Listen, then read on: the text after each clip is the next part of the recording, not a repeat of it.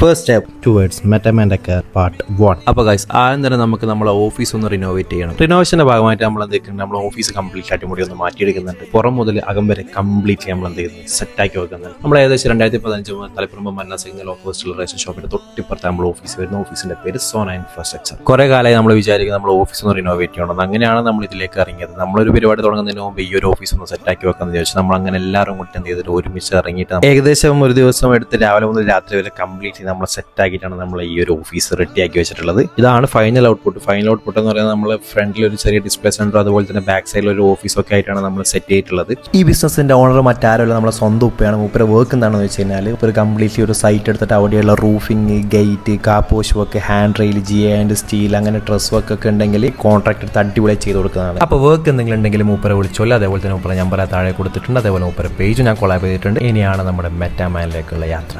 Stay tune for Metaman decor.